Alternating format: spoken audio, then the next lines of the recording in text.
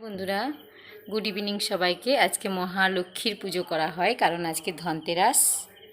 আর আমিও অফিস থেকে ফিরে স্নান করে লক্ষ্মী কুবেরের পুজো করতে বসে গেছি।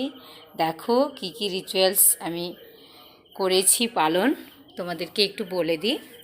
আজকে লক্ষ্মী মাতার প্রচুর গোলাপ ফুল ভীষণ পছন্দ। দেখো গোলাপ ফুল অর্পণ করেছি আমি, গোলাপ ফুলের দীপ সাজিয়েছি, দেখে নাও।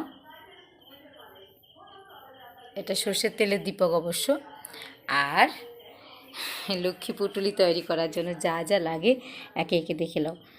13টা হলুদ গাঁট, সাবুত চাল, কমল গাঁট, কড়ি, গোলাপ ফুল, 13 সুপারি, 13 গোমতী চক্র, 13 লবঙ্গ, 13 এলাচ আর রূপোর জিনিস, সিঁদুর, লাল শালু, সঙ্গে দিয়েছি পান অর্পণ। পানে আছে গোলমরিচ, লবঙ্গ, এলাচ, মধু এবং গোলাপ জল। এটা মা লক্ষ্মীকে অর্পণ করতে হয়। মা লক্ষ্মী ভীষণ তুষ্ট হন। দেখো ওখানে ঝাড়ু আছে আর এখানে লবণ আছে। আর এই যে থালাটা সাজিয়েছি তাতে আছে ধনিয়া, বাতাসা আর সর্ষে। আর এটা আছে ঘিয়ের বাতি, ঘি দিয়ে তৈরি প্রদীপ, যেটা মা লক্ষ্মীর ডান দিকে জ্বলবে। আর এটা সর্ষের তেলের প্রদীপ, যেটা মা লক্ষ্মীর বাম দিকে জ্বলবে। আর 11টা ধূপ জ্বালিয়ে দিয়েছি। দেখো এইভাবে আমি আমার পুজো আজকে ধনতেরাসে মা লক্ষ্মীর পুজো করে ফেলেছি এবং এরকম সুন্দর করে সাজিয়ে নিয়েছি।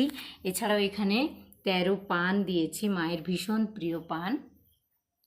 আর গোটা বাড়ি গঙ্গা জলে ইতর মিলিয়ে গোলাপ দিয়ে পুরো বাড়ি একদম গঙ্গা জলের ছিটা দিয়ে দিয়েছি।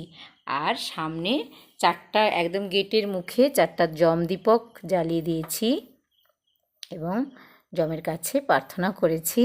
তারপরে মা লক্ষ্মীর পূজা করতে এসেছি।